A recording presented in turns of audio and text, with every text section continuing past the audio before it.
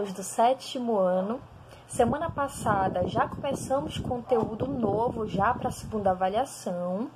Hoje vamos continuar esse conteúdo, tá bom? Então vamos para a aula de estudos amazônicos. Gente, desde a nossa primeira avaliação, a gente tem trabalhado com o período da colonização da nossa região amazônica, tá bom?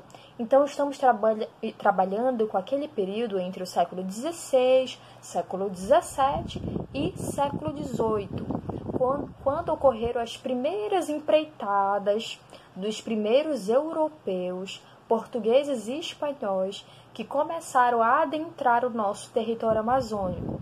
O nosso território que já era ocupado por diversas etnias indígenas que conheciam muito bem a nossa região. Por isso, como nós vimos nas nossas últimas aulas e caiu na prova, foram muito disputadas para o trabalho na região, porque a população indígena era um dos sujeitos que mais conheciam a nossa região amazônica, portanto, mais disputado em nosso território como mão de obra.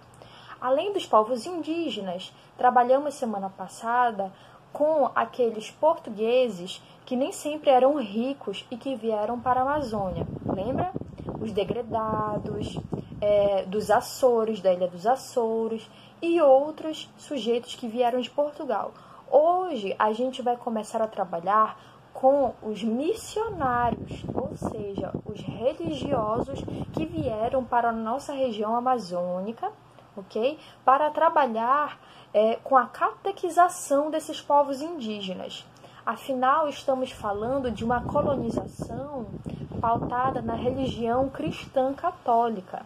Na época, Portugal e Espanha eram reinos católicos, tudo bem? Então, esses missionários religiosos, eles vinham para a Amazônia com o objetivo principal de catequizar e de ensinar aos índios os modos, os saberes, as formas de ser mais cristianizadas, tá bom? Dentro do padrão cristão, da língua, da leitura, do trabalho.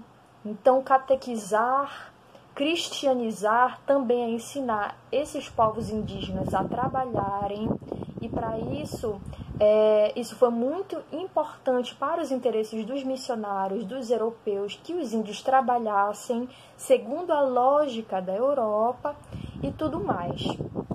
Bem, durante o século XVII e também o século XVIII, a metrópole portuguesa não tinha muitos recursos nem pessoas suficientes para realizar a ocupação do extenso território amazônico. Lembram? Uma das alternativas para solucionar esse problema foi permitir que essas ordens religiosas se instalassem na colônia, e elas iam justamente para territórios que ninguém queria ir, territórios de fronteiras, territórios bem longínquos, distantes dos centros coloniais. Eles ajudavam, portanto, nessa conquista do território, pois a catequização dos povos indígenas ajudava no processo de ocupação e geração de riquezas a partir do trabalho indígena. Bem, para a Amazônia vieram missionários de diferentes ordens religiosas. Os primeiros a chegar em nosso território pertenciam à Ordem dos Capuchos, que mais tarde ficou conhecido como os Capuchinhos, no ano de 1617. Depois deles chegaram os Carmelitas, os Mercedários depois, logo em seguida, os Jesuítas, da Companhia de Jesus. Esses religiosos tinham como principal missão converter os povos indígenas em cristãos, como eu já comentei, e procuravam convencer esses indígenas a descerem das suas aldeias de origem e a se transferirem para os aldeamentos, ok? Que eram espaços criados pelos religiosos, especialmente para reunir os povos indígenas para trabalharem a catequização desses povos nesse local. Esse deslocamento dos povos indígenas das suas aldeias para esse espaço dos jesuítas se chamava de descimentos. Os religiosos argumentavam que os indígenas estariam muito mais protegidos se viessem para esses aldeamentos criados pelos religiosos. Afinal, gente, a gente está falando daquela época em que os colonos eram muito violentos e escravizavam os indígenas para trabalharem na extração das drogas do sertão. Lembram? Na extração do cacau, do cravo, da salsa-parrilha. Então, eles submetiam os indígenas a um regime praticamente de escravidão. Então, os missionários, se aproveitando dessa circunstância, argumentavam que os indígenas, nos seus aldeamentos religiosos, estariam muito mais seguros, iriam frequentar a escola e tudo mais. Só que a gente vai ver mais adiante que nem sempre essas promessas foram mesmo realizadas, eram de verdade. Entende? Porque os religiosos também começaram a submeter os povos indígenas a trabalhos de praticamente escravidão. Por que isso acontece? Os missionários começaram a receber da coroa portuguesa, lá do rei de Portugal, grandes propriedades de terra para começar a trabalhar nessas terras. Essas terras se tornaram, conforme o tempo foi passando, muito produtivas, pois os religiosos utilizavam as populações indígenas como mão de obra para trabalharem nessas terras. Com isso, os religiosos enriqueceram e prosperaram muito na nossa região amazônica, principalmente no Marajó, onde tinham vários e vários hectares de fazendas de gado e de arroz, onde os índios trabalhavam. Em que os índios trabalhavam nesses aldeamentos, nessas fazendas dos religiosos? Em que? Construíam as habitações, as casas eram eles que construíam, faziam as embarcações, eram eles que iam na floresta pegar madeira para construir canoas, trabalhavam nas lavouras, nas roças, coletavam as drogas do sertão, que eram comercializadas pelos religiosos. Enfim, o trabalho e o conhecimento dos indígenas geravam riquezas para as ordens religiosas. É isso que eu quero que vocês compreendam, porque será muito importante sempre para todas as nossas provas.